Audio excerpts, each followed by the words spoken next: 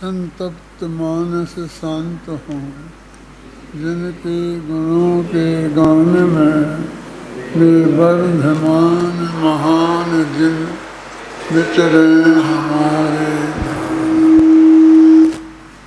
परसों तीन हम शुभ समाचार भरत चक्रवर्ती को राज दरबार में मिले थे। चक्र रत्न की प्राप्ति, उत्तर रत्न की प्राप्ति, भगवान ऋषभदेव को केवल ज्ञान।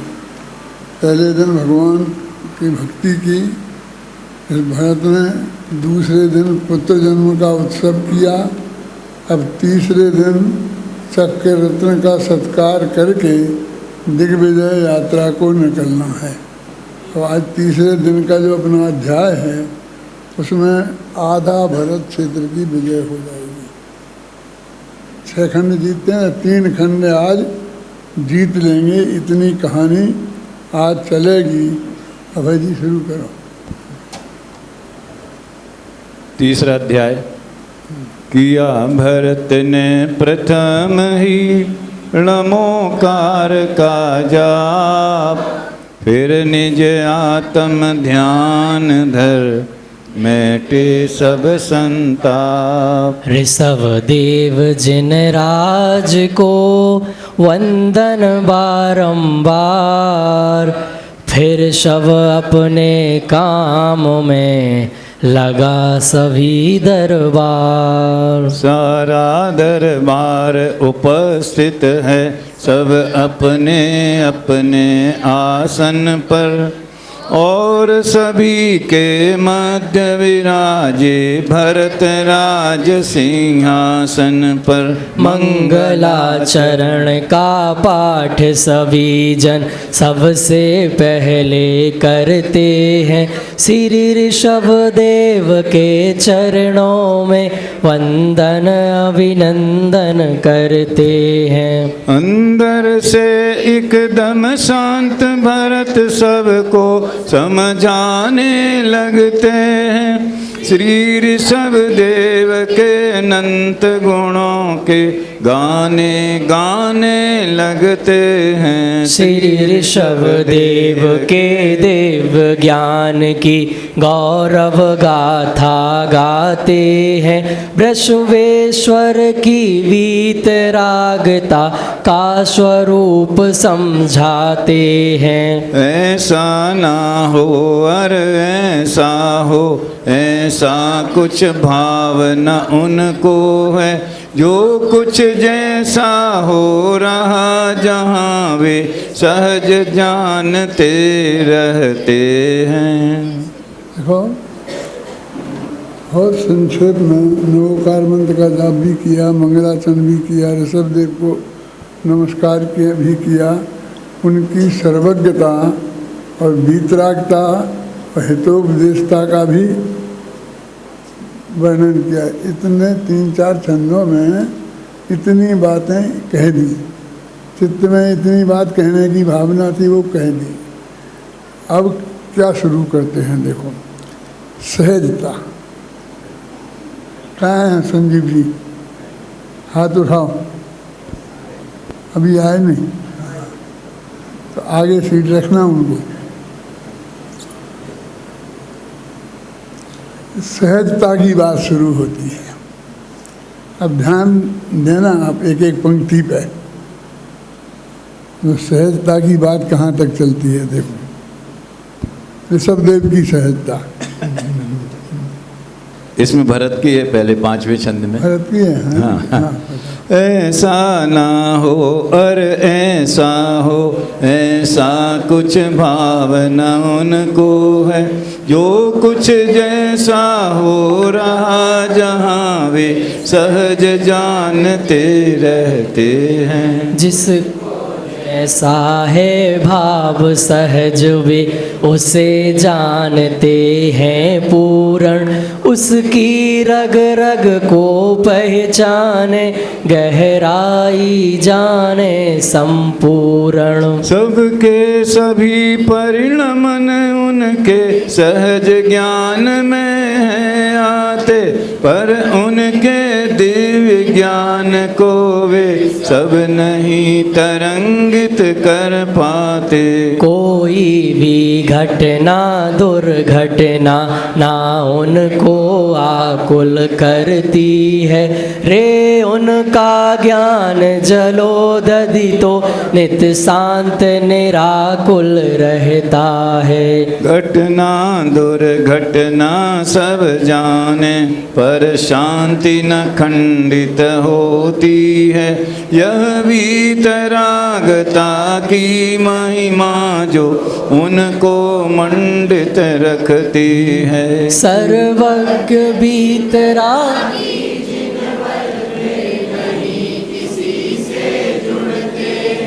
बस अपने में ही रहते हैं, बस अपने वाह। सर्वज्ञ वीतरागी की ही बात है। हाँ, भरत कह रहे ऋषभदेव के बारे में। भरत ऋषभदेव के बारे में बता रहे हैं कि उनकी ऐसी स्थिति है जिसे हम सहज कहते हैं। वो स्थिति है, एक एक बात आपके ध्यान में आई होगी, मैं एक बार 2-3 छंद वो फिर पढ़वाना चाहता हूँ। हाँ। ऐसा ना हो और ऐसा हो, ऐसा कुछ भावना उनको है।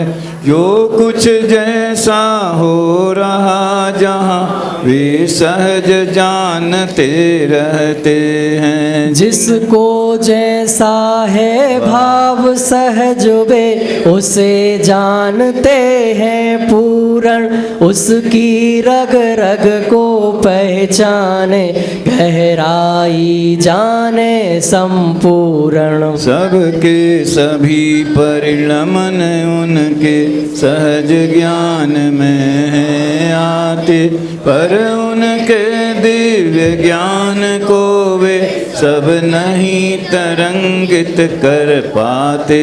कोई भी घटना दुर्घटना ना उनको आकुल करती है रे, उनका ज्ञान जलोदधितो नित शांत निराकुल रहता है। घटना दुर्घटना सब जाने पर शांति न खंडित होती है। यह वीतरागता की महिमा जो उनको मंडित रखती है। सर्वज्ञ वीतरागी जिनवर वे नहीं किसी से जुड़ते हैं, बस अपने में ही रहते हैं, बस अपने में ही रहते हैं। वे भरत राज कुछ देर शांत ऐसे ही कहते रहते हैं। कुछ देर शांत बैठे रहते, फिर एकदम कहने लगते हैं। जब भी रोजाना राज दरबार में भरत आते थे तो शुरू में नमोकार मंत्र का जाप करते थे, कंठ परमेश्वरी को याद करते थे, ऋषभदेव भगवान को याद करते थे, फिर उनके स्वरूप पर विचार करते थे। समझ लो कि वस्तु के स्वरूप का विचार करने लगते थे।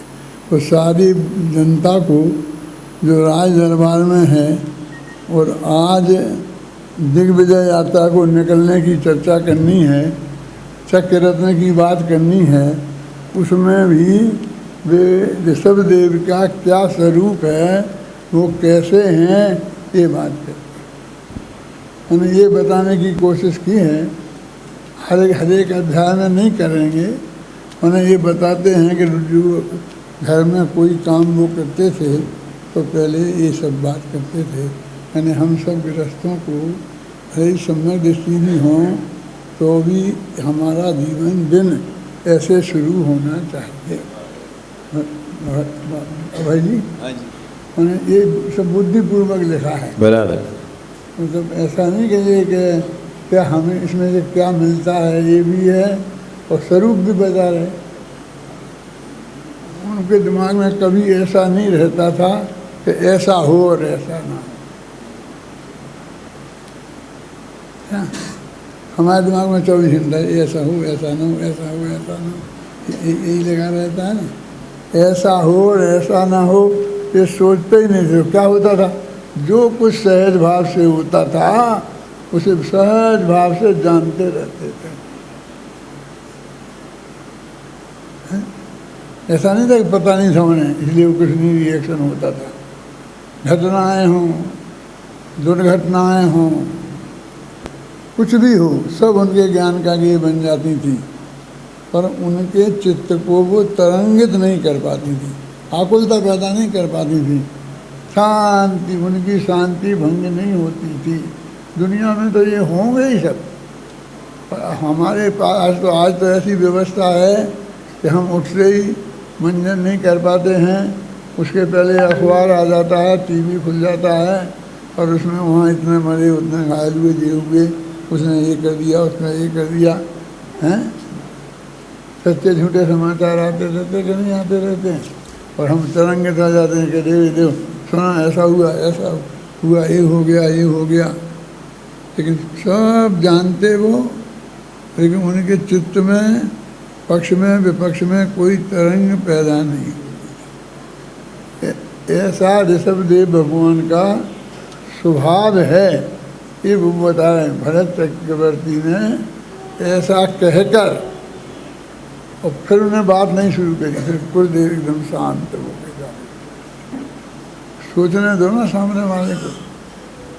हमारे वैद्य साहब हमेशा ये कहते थे, एक व्याख्यान हो जाए गंभीर अच्छा, तो उसके बाद कुछ लोगों को सोचने का समय देना चाहिए। अब हमें फटाफट दूसरा व्याख्यान, फिर तीसरा व्याख्यान, ये उनको बिल्कुल पसंद नहीं था। हमें कई दफ़े ये बात कहते थे। इसका महत्व तो ख्याल में आया। वो युगल जी कहते थे और मेरा भरत कह रहा, शांत बैठे रहते, शांति की बात करी, सहजता की बात करी, और कुछ देर शांत बैठे रहते और फिर एकदम कहते हैं, अरे भाई अपन को आज चलना है ना उस चक्ररत्न के लिए, चलो।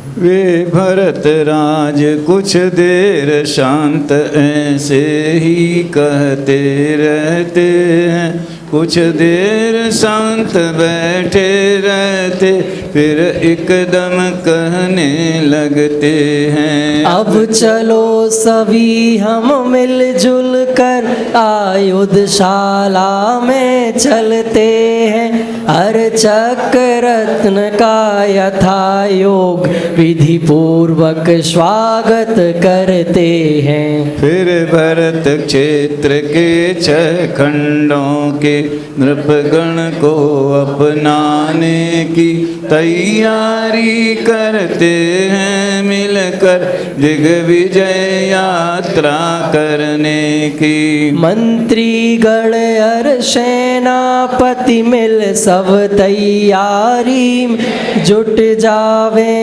और बनावे कार्यक्रम, फिर हमें सभी कुछ बतलावे। शुभ मुहूर्त में निकले हम दिग्विजय यात्रा करने को, सबसे पहले पूर्व दिशा की ओर हमें जाना होगा। श्री गंगा तट पर बसे हुए राजाओं से मिलना होगा, विजय यात्रा का मकसद उन सबको समझाना होगा। यह भरत क्षेत्र प्राकृतिक रूप से 6 खंडों में बटा हुआ, फिर खंडों के भी खंड खंड कर दिए अनेकों नृपगण ने। क्या प्रवचन कर रहे हैं?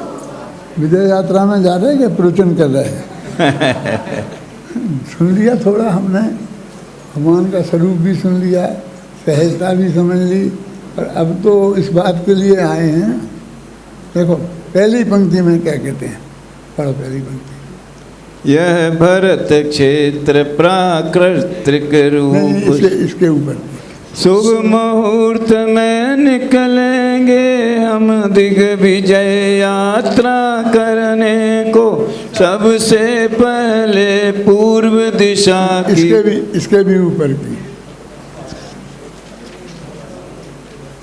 फिर भरत क्षेत्र के 6 खंडों के नृपगण को अपनाने की तैयारी करते हैं मिलकर दिग्विजय यात्रा करने की। क्या कहते हैं? तैयारी करते हैं दिग्विजय यात्रा करने की। क्या तैयारी करते हैं? तो कहते हैं 6 खंडों के जो राजा हैं 32,000 उनको समझाने की तैयारी करते हैं। देखो देखा, फिर पढ़ा इस पंक्ति को। फिर भरत क्षेत्र के 6 खंडों के नृपगण को अपनाने की तैयारी करते हैं मिलकर क्या कहते हैं? अपने 6 खंड के राजाओं को अपना कैसे बनाए, उनको कैसे जीते की बात नहीं कहते हैं, उनको हम अपनाएं कैसे। अपनाए माने अपना बनाना। उनको हम अपना कैसे बनाएं, संगठित कैसे करें, इस पर विचार करते हैं, इसकी तैयारी करते हैं। मालूम आगे वो राजाओं से यही कहेंगे कि आप हमारा साथ दो, सबको समझाने में साथ दो, लड़ने में साथ दो, मारने में साथ दो, ये नहीं कहेंगे वो। तो भी क्या समझाना चाहते हैं? वो ये समझाना चाहते हैं कि हम अलग अलग बटे हुए हैं, इससे कितना नुकसान है। यदि हम एक संगठित हो जाएं और देश को समझाएं तो देश में कैसे समृद्धि आ सकती है, ये समझाने की प्लानिंग उनके दिमाग में है। पूरी सेना को साथ काहे को ले जा रहे? वो सेना तो साथ में चाहिए ना, लेकिन उन्हें समझाना है और ये समझाना है कि संगठन के क्या फायदे हैं। आप समझे ना? वे उसकी तैयारी कहते हैं और फिर हमें प्रोग्राम बनाओ और फिर हमें बताओ पहले क्या प्रोग्राम तुमने बनाया है और क्या तैयारी की है। तो प्रोग्राम हमको पहले पूरब की दिशा की तरफ जाना पड़ेगा। क्या है? 6 खंड है ना, तो अब आप तो विद्यार्थी हो तो कम से कम जम्मू द्वीप का नक्शा तो समझते हो, उसमें भरत क्षेत्र की पोजीशन भी समझते हो और उसके 6 खंड के टुकड़े भी समझते हो, अयोध्या की पोजीशन समझते हो। कहाँ है अयोध्या? 6 खंडों में जो आर्य खंड है वो बीच का है, उसमें अयोध्या है।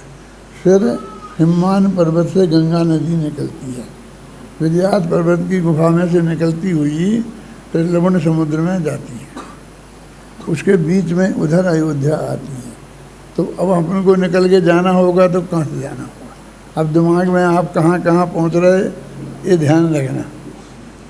इतना तुम लोगों ने पढ़ा दिया है ना, इतना भूगोल तो है ना, कि वहाँ के तो क्या तैयारी करेंगे, फिर इसको बुलाएंगे, उसे डांटेंगे, उसे मारेंगे, उस पर चढ़ाई करेंगे। नहीं, शांति जी ने तो मेरे साथ पूरा आद्य पंथ एक एक पंक्ति से पढ़ा है और हमारी बहस भी हुई है और बहुत महत्वपूर्ण सजा इन्होंने दिए हैं। फिर भी हमने उसे सुधार जो किया तो किया, नहीं किया तो नहीं किया, लेकिन हमने अपना परिणाम तो बताया कि हम क्या कह रहे हैं। एक शांति जी और एक वो संजय, इन्हें पूरा आद्योपांत तक पढ़े हम।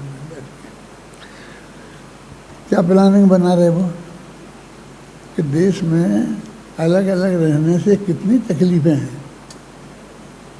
संगठित यदि रहेंगे तो उसके संगठन के क्या लाभ हैं। इसमें एक पंक्ति है बहुत मार्मिक, फिर पढ़वाऊँगा मैं, पढ़ो जरा ध्यान से, ध्यान। हाँ। फिर भरत क्षेत्र के 6 खंडों के नृपगण को अपनाने की तैयारी करते हैं मिलकर दिग्विजय यात्रा करने की।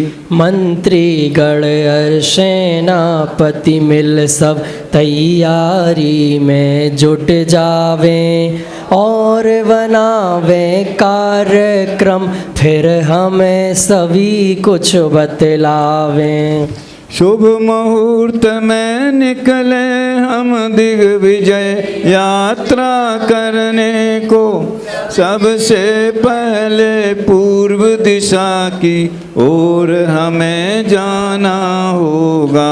श्री गंगा तट पर बसे हुए राजाओं से मिलना होगा। पंक्ति क्या कह रहे हैं, क्या करना है जाकर के?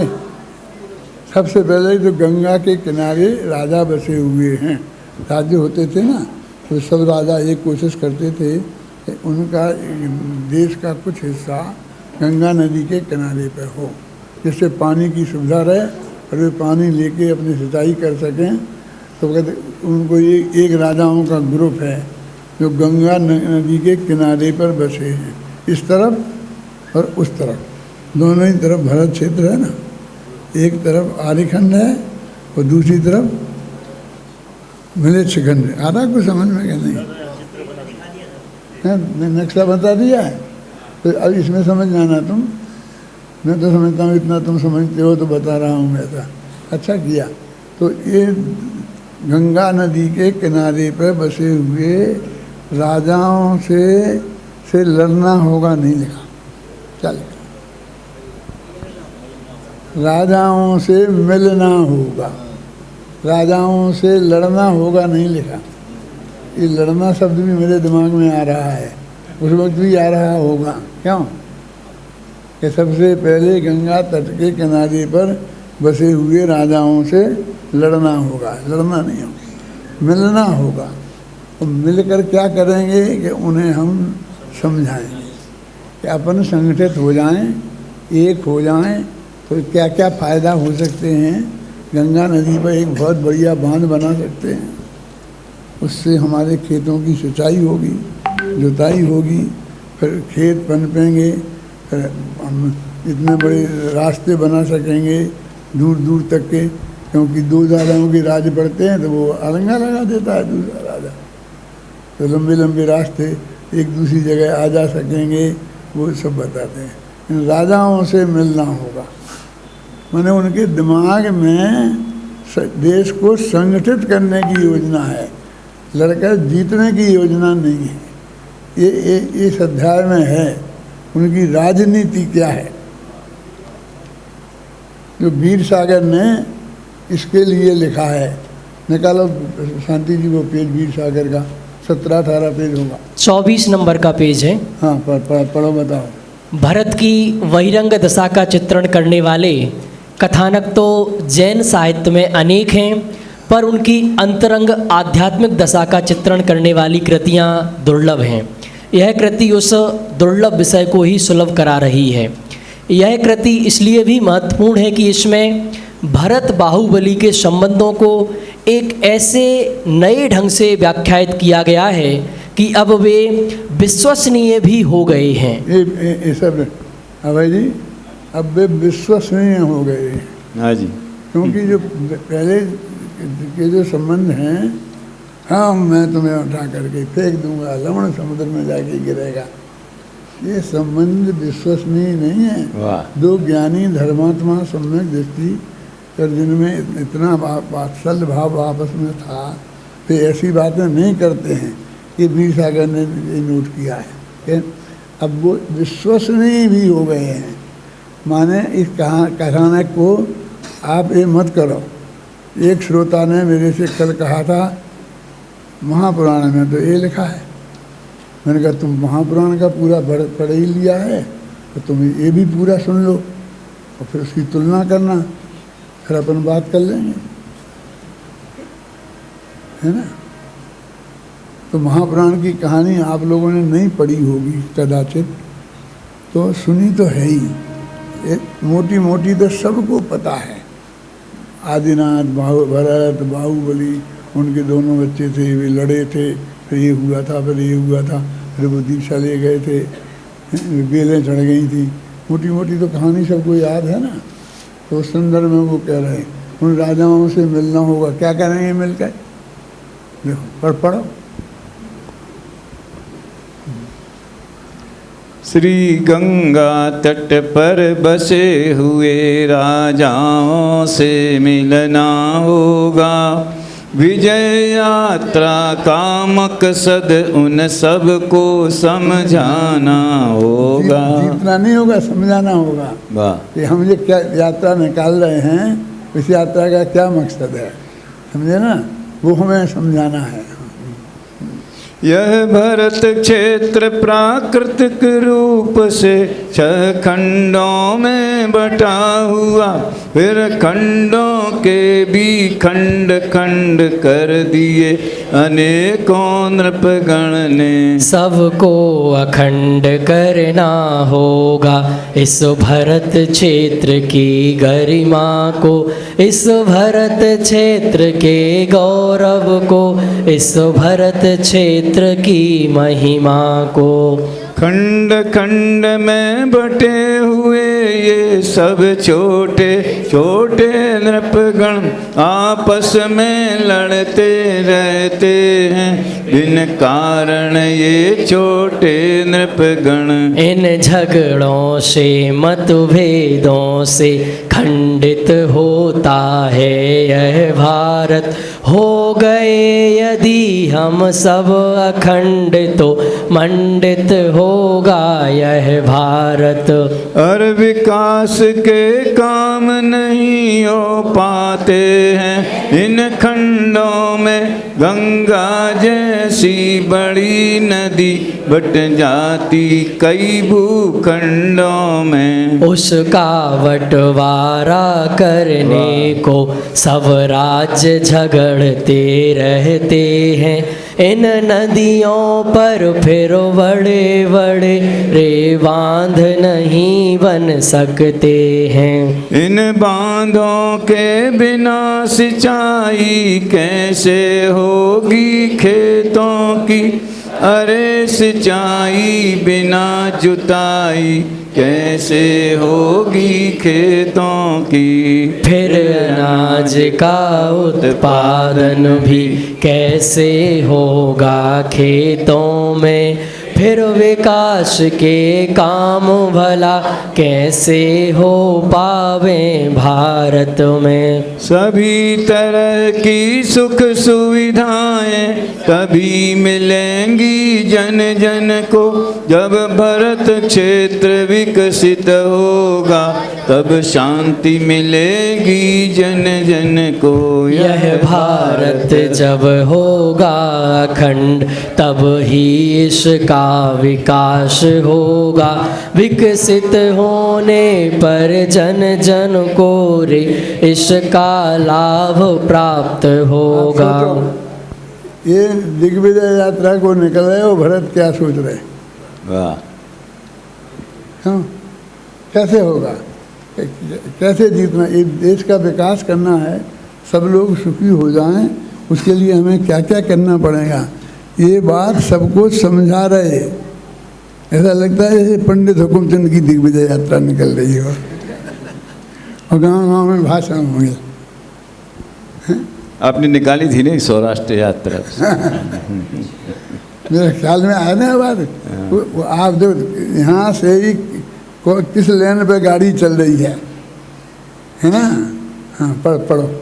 चक्र रत्न की उपलब्धि ने हमें जगाया है मानो, यह काम हमें ही करना है, यह हमें जताया है मानो। यदि नहीं करेंगे हम तो फिर यह कौन करेगा बतलाओ, रे हाथ हिला कर बुला रहा आओ आओ आओ आओ।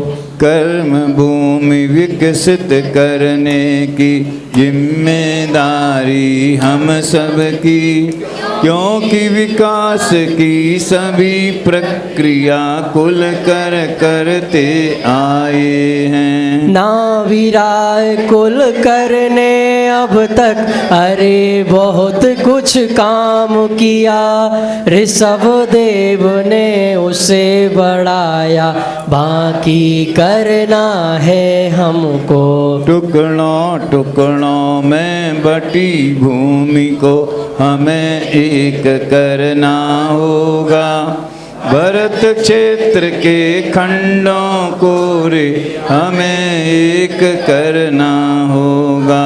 फिर अखंड यह भरत भूमि पूरी विकसित करनी होगी।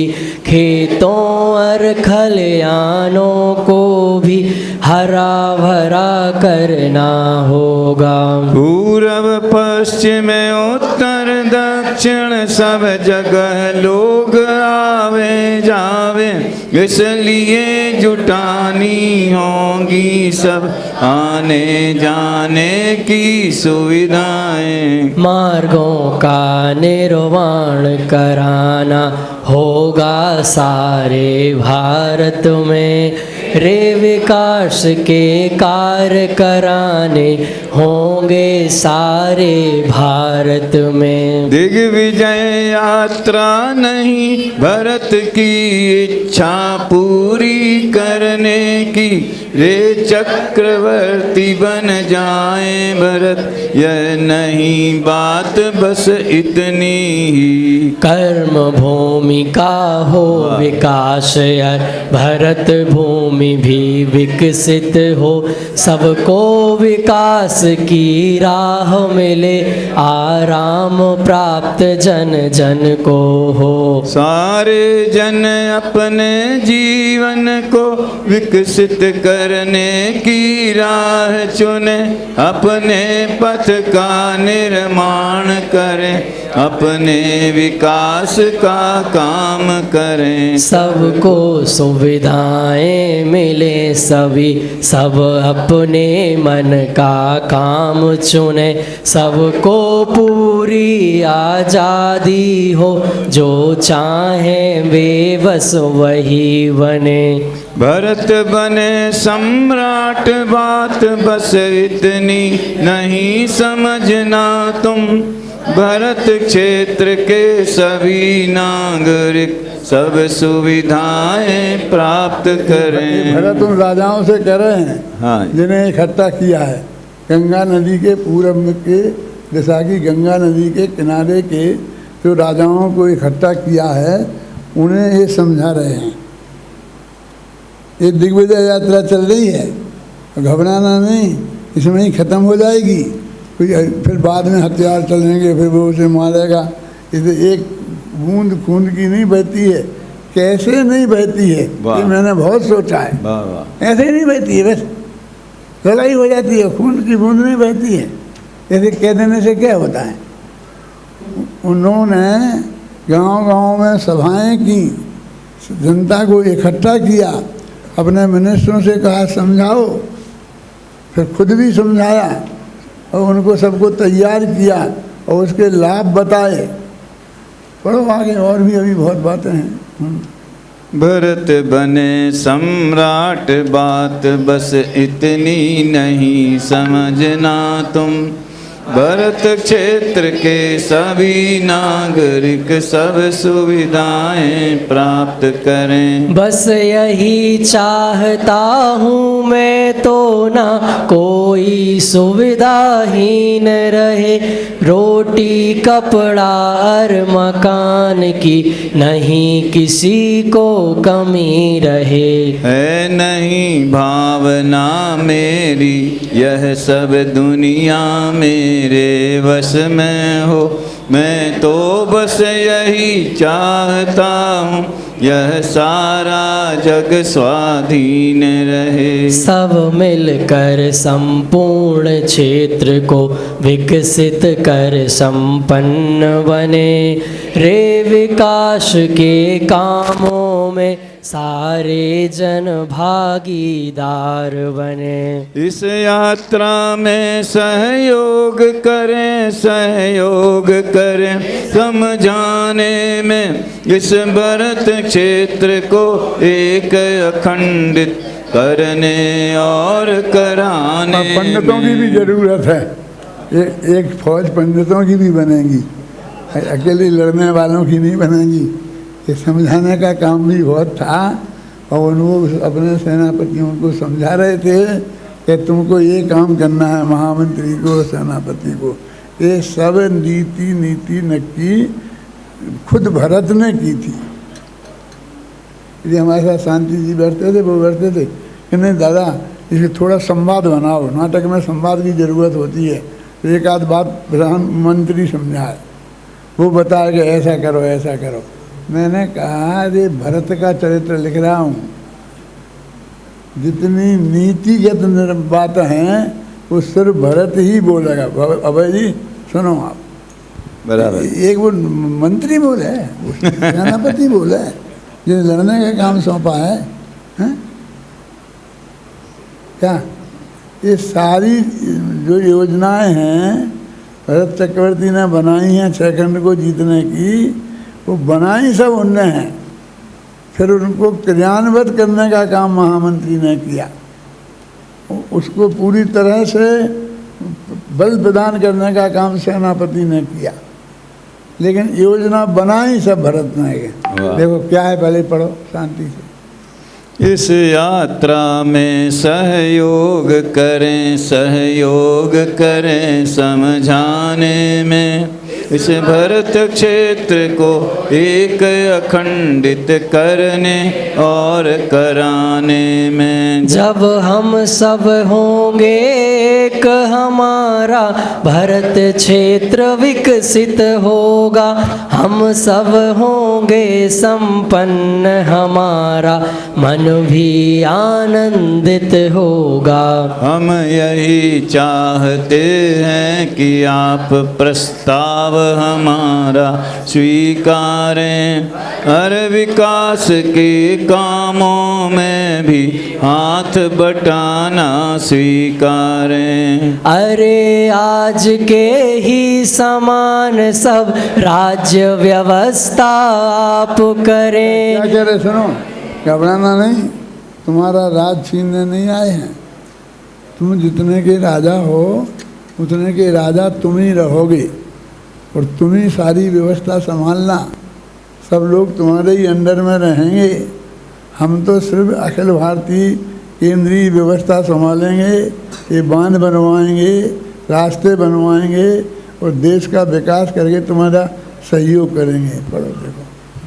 अरे आज के ही समान सब राज्य व्यवस्था आप करें, बने हमारे सहयोगी सब कामों में साथ रहें। यों पूर्व दिशा के सभी नरेशों के दिल मीठे बोलों से जीता भरतेश्वर ने सबको मीठे मीठे संबोधन से। सबने उनका आतिथ्य किया, लाद दिया है हारों से।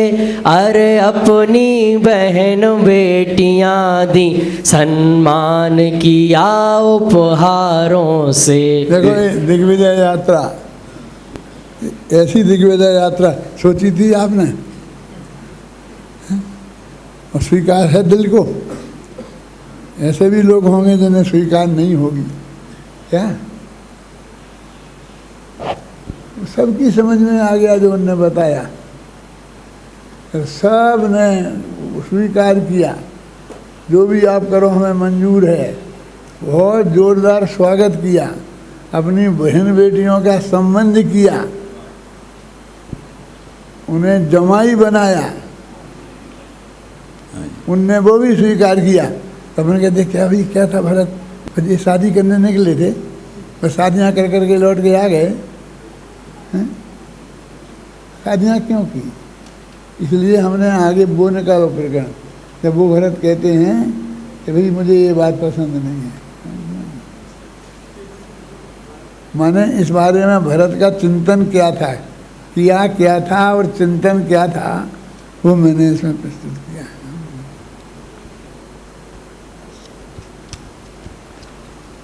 हाँ 51 नंबर 59 नंबर का पेज है, चौथे अध्याय में 40 नंबर का छंद है। यह सब तो है ठीक, किंतु जो मुझको सदा अखरता है, इन हार और उपहारों का व्यवहार न मुझको रुचता है। इन कन्याओं की भेंट चित्त को उद्वेलित कर देती है, परिणय करने की बात चित्त को आंदोलित कर देती है। इसका उपाय करना होगा, क्या हो सकता तुम बतलाओ, हल्के में लेना योग नहीं, सोचो सोचो फिर बतलाओ। यह बात नहीं है साधारण, इसकी गहराई में जाओ, जल्दी जल्दी की बात नहीं, सोचो समझो फिर बतलाओ। प्रतिदिन यह सब कुछ ठीक नहीं, इसको समाप्त करना होगा, आखिर हम सबको ही सोचो कुछ सीमा में रहना होगा। इस तरह असीमित प्रतिदिन ही परिवार बढ़ाना ठीक नहीं, आदर्श नहीं है यह वृत्ति, इसको अपनाना ठीक नहीं। यह बात नहीं है वृत्ति की, यह तो अति ही आवश्यक है, गहराई से सब जुड़े रहें, अतएव परम आवश्यक है। जो बहन बेटियां देंगे वे विद्रोह नहीं कर सकते हैं, वे धोखा देंगे नहीं कभी विश्वास योग्य हो सकते हैं। यह देश संगठित करने की, अर देश संगठित रखने की सोची समझी रणनीति है, यह देश अखंडित रखने की। अपनी रक्षा करते देकर हम लेकर रक्षित होते हैं, ऐसा करके ही तो हम सब निश्चिंत सदा रह सकते हैं। कुछ बात नहीं कुल वृद्धि की, ना इच्छा पूरी करने की, हम सब आपस में बंधे रहें संबंधों की गहराई से। इन संबंधों के पीछे तो बस यही भावना सबकी है, अतः आप भी इन सब को बस सहज भाव से स्वीकारें। ये मंत्रियों ने ये समझाया, उनने कहा कि ये मुझे ये बात पसंद नहीं है, हर गांव जाएं बस वो करें, वो लड़कियां देवें और सत्कार करें, और ये मुझे पसंद नहीं है। ठीक है, हो गया, एकता हो गई, मान ली हो गया, लेकिन ये सब ये बंद करो। तब मंत्रीगणों ने समझाया कि आप शांत रहो, आपकी वृत्ति कैसी है वो हम जानते हैं कि आप अपने विषय भोगों के पोषण के लिए नहीं कर रहे हैं, लेकिन ये देश की आवश्यकता है, क्योंकि वो तुम्हारे जमाई बन जाए, तुम उनके जमाई बन जाओगे ना, बहनोई बन जाओगे, तो दुनिया में कोई भी आदमी किसी को मार सकता है, लेकिन अपनी बेटी को विधवा नहीं कर सकता। तुम्हारी सुरक्षा की गारंटी हो गई, आपकी सुरक्षा है, तो उन्हें क्या फायदा कि वे सम्राट के ससुर बन गए, बहनोई बन गए, इससे बड़ा फायदा और क्या होगा। रिश्तेदार बन गए, नहीं तो उनके कैसे बन सकते थे। अब भाई बन तो बन नहीं सकते हैं, भाई तो प्राकृतिक रूप से बनते हैं। अब तो एक ही रास्ता है कि रिश्तेदार बन सकते हैं, और रिश्तेदारी सबसे बढ़िया ससुराल की होती है। पढ़ो जरा इस छंदों को द्वारा, सुनो ध्यान से, ये सब इस दिमाग से निकला है, कहीं नहीं लिखा है। 40 नंबर का छंद। यह सब तो है ठीक, किंतु जो मुझको सदा अखरता है, इन हार और उपहारों का व्यवहार न मुझको रुचता है। इन कन्याओं की भेंट चित्त को उद्वेलित कर देती है, परिणय करने की बात चित्त को आंदोलित कर देती है। इसका उपाय करना होगा, क्या हो सकता तुम बतलाओ, हल्के में लेना योग नहीं, सोचो सोचो फिर बतलाओ। यह बात नहीं है साधारण, इसकी गहराई में जाओ, जल्दी जल्दी की बात नहीं, सोचो समझो फिर बतलाओ। प्रतिदिन यह सब कुछ ठीक नहीं, इसको समाप्त करना होगा, आखिर हम सबको ही सोचो कुछ सीमा में रहना होगा। सीमित प्रतिदिन ही परिवार बढ़ाना ठीक नहीं, आदर्श नहीं है यह वृत्ति, इसको अपनाना ठीक नहीं। यह बात नहीं है वृत्ति की, यह तो अति ही आवश्यक है, गहराई से सब जुड़े रहें, अतएव परम आवश्यक है। जो बहन बेटियां देंगे वे विद्रोह नहीं कर सकते हैं, वे धोखा देंगे नहीं कभी, विश्वास योग्य हो सकते हैं। यह देश संगठित करने की, हर देश संगठित रखने की सोची समझी रणनीति है, यह देश अखंडित रखने की। अपनी रक्षा करते देकर हम लेकर रक्षित होते हैं, ऐसा करके ही तो हम सब निश्चिंत सदा रह सकते हैं। कुछ बात नहीं कुल वृद्धि की, ना इच्छा पूरी करने की, हम सब आपस में बंधे रहें संबंधों की गहराई से।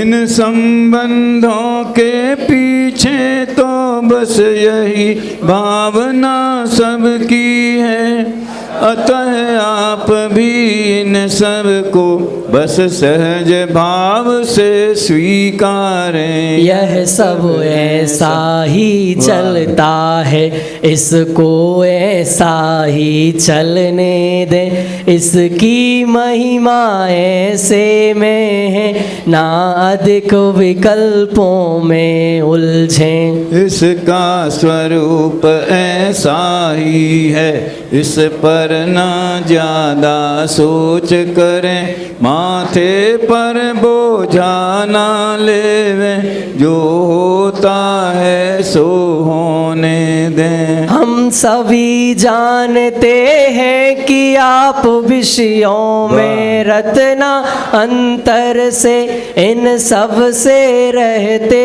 हैं विरक्त, ना जुड़ते अपने अंतर से।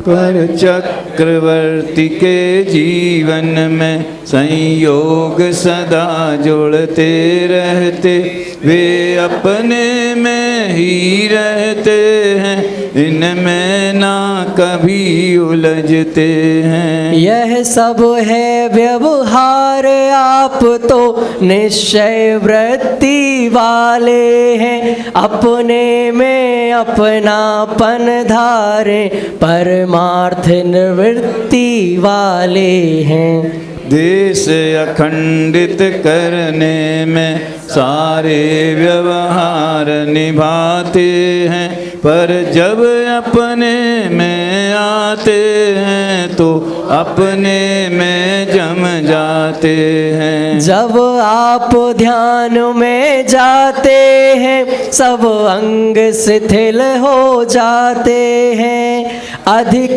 कहें क्या सब अंगूठियां धरती पर गिर जाती हैं। यह एक दिवस की बात नहीं, प्रतिदिन ऐसा ही होता है, अपने में सदा रचे रहते विश्राम कभी ना होता है। सब व्यवहारों में पूर्ण चतुर पर निश्चय वृत्ति वाले हैं, अपने में रहते सदा मगन सारे व्यवहार निभाते हैं। व्यवहार और निश्चय में संपूर्ण संतुलन रहता है, अंतर में शांति बनी रहती, बाहर में चलता रहता है।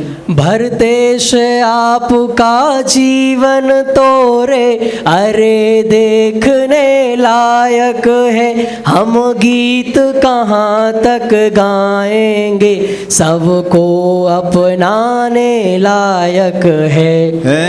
एकमात्र आदर्श पुरुष जन जन जिनका अनुकरण करें, है जीवन भी आदर्श अरे जन जन जिसका अनुसरण करे। भोगी है अथवा योगी है यह बात समझ में नहीं आती, सब चाहे कुछ भी ना चाहे यह बात समझ में नहीं आती। लड़ लड़ कर सभी जीतते हैं, पर आप जीतते बिना लड़े, राज जीतते हैं सब जन, पर आप जीतते मन सबके। अरे जीतने से मन के सब अपने ही हो जाते हैं, और बढ़ाओ हाथ तो सब जन सहज मित्र बन जाते हैं। यदि मांगो सहयोग तो सब जन सहयोगी बन जाते हैं, यदि सहज हो जाओ तुम तो सभी सहज हो जाते हैं। यदि असीम हो सकती तो फिर कोई सामने नहीं आता, यदि सहज रहे शक्तिशाली समझौते को आगे आते। अपन रहे यदि सहज सरल तो बात सहज ही बन जाती है, अपन एकदम सहज सरल तो बात एकदम बन जाती।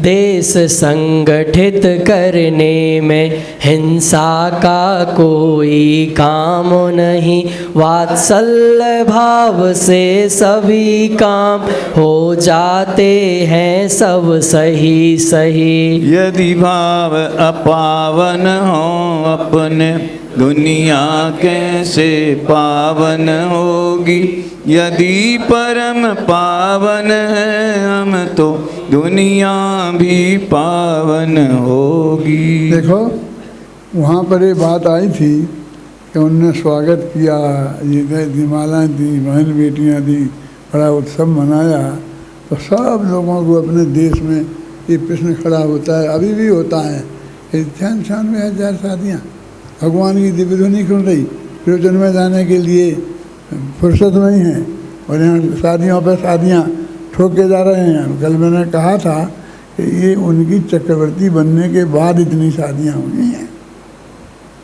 तो ये रोजाना होता था, उनको नहीं जचता था, तो मिनिस्टरों ने समझा करके उनको ज़बरदस्ती ये रखा था। अब वहाँ जो ये बात चली थी, और इतना धैर्य नहीं था मुझे कि ये जो उत्तर चौथे अध्याय में आया है मैं वहाँ नहीं दूँ, तो फिर जाकर के तुम जाके गुपचुप गड़बड़ करते रहते। घर में जाके शांति रखते रहो, गड़बड़ नहीं करो, इसलिए मैंने चौथे अध्याय का ये अंश आपको पढ़वाया है। अब लौट के वहीं चलो, पेज नंबर 49, 27 नंबर छंद। इस तरह भरत ने राजाओं को अपनेपन से मोड़ लिया, संबंध बनाकर प्रेम भाव से नजदीकी से जोड़ लिया। सबको अपना पक्का साथी और हित का चिंतक बना लिया, लड़कर मिल सकता नहीं कभी, अपना कर वह सब प्राप्त किया। अपनापन सच्चा मार्ग है, अपनापन जीवन का साथी, मानो तेरा स्वागत करने आया है ऐरावत हाथी। आया है ऐरावत हाथी, तेरा जागा सौभाग्य, अरे अपना ले इसको जीवन में, तो ही तेरा सौभाग्य जगे।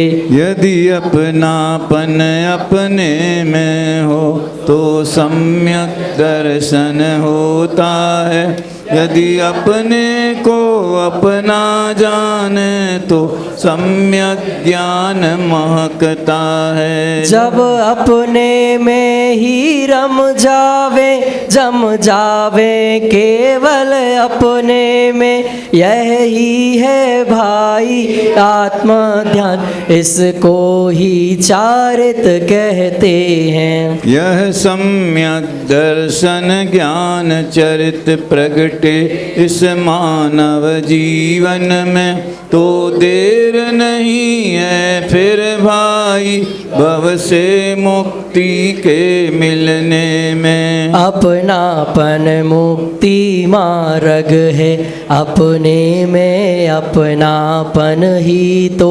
मुक्ति है, मुक्ति मार्ग है, यह शव अनंत सुखमय ही है। दिग्विजय यात्रा नहीं, अरे यह तो एकत्व हमारा है, अरे संगठित करने का मंगल अभियान हमारा है। रे रहे अखंडित भरत क्षेत्र, यह एक हमारा नारा है, रे अखंड भारत ही तो बस हमको सबसे प्यारा है। अरे चक्रवर्तित्व हमारा ध्येय नहीं, उद्देश्य नहीं, बस हो अखंड यह भरत क्षेत्र है, एकमात्र उद्देश्य यही। अरे हमारे साथ सभी आवे, बस यही चाहते हम एक रहें, हम एक रहें, बस एक मात्र यह चाहें हम। इसी तरह दक्षिण पश्चिम के राजाओं को याद किया, अरे अखंडित होने का उन सबको भी संदेश दिया। उनको सब बातें समझाई, संदेश दिया नजदीकी का, वात्सल्य भाव से प्रेरित कर संदेश दिया अपनेपन का। उन सब से जुड़ने की अपील अत्यंत सरल परिणामों से सभी तरह आश्वस्त किया, सम्मान किया सद्भावों से। उन सब को बात समझ आई, उत्साहित होकर सब आए, जुड़ना सबने स्वीकार किया, सब अपनेपन से ही आए। सबने उनका आतिथ्य किया, हर लाद दिया है हारों से, हर अपनी बहन बेटियां दी, सम्मान किया उपहारों से। भरत राज ने उन सब को वात्सल्य भाव से अपनाया, आतिथ्य सभी का स्वीकारा और गले से लगा लिया। अरे एकता से विकास की सीमाओं को समझा कर, अरे अखंडता की असीम शक्ति की महिमा बतला कर सबके मन को उल्लसित किया, प्रिय वचनों से संतुष्ट किया, सबके मन को मन से जीता, सबके मन को संतुष्ट किया।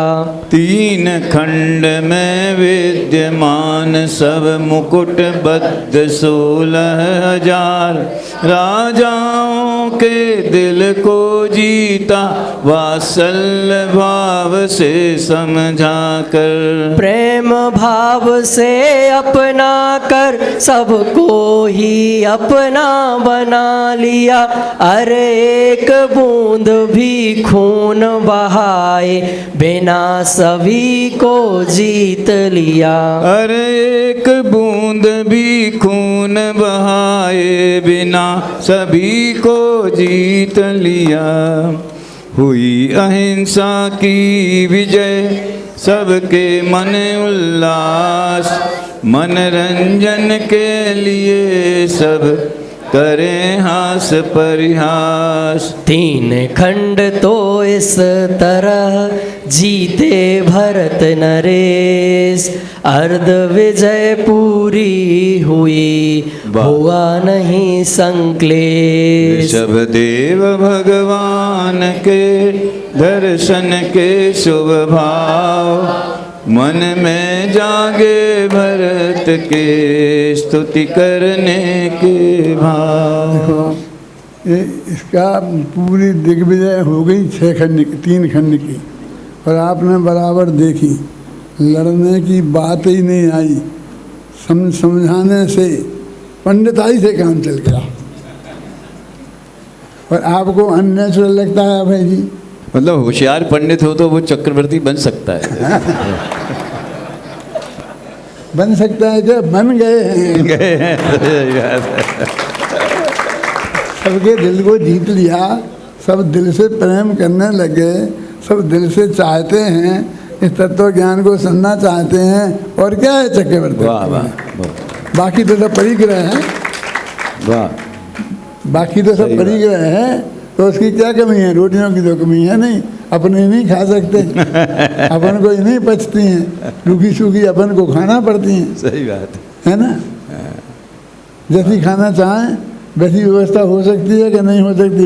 नितिन भाई, हो सकती है ना, लेकिन नहीं खा सकती। इसलिए भाई ये सच्चा मुक्ति का मार्ग से भी जोड़ा। वाह, ये सच्चा मुक्ति का मार्ग है, ये सच्चा लौकिक मुक्ति का भी मार्ग है और आत्मिक मुक्ति का भी मार्ग है। तो आप इस पे गहराई से इसे पढ़ेंगे और बार बार फिर सोचेंगे तो आपको बहुत आनंद आएगा। हाँ जी। मैंने ये जो चुना है कि मैं आपको ये भरतेश वैभव सुनाऊं, तो आप वैसा ही नहीं चुना है, इस भावना से सुना है कि निश्चित रूप से सबको इसमें आनंद आएगा। अभी कल अपन सहजानंदी शोध स्वरूपी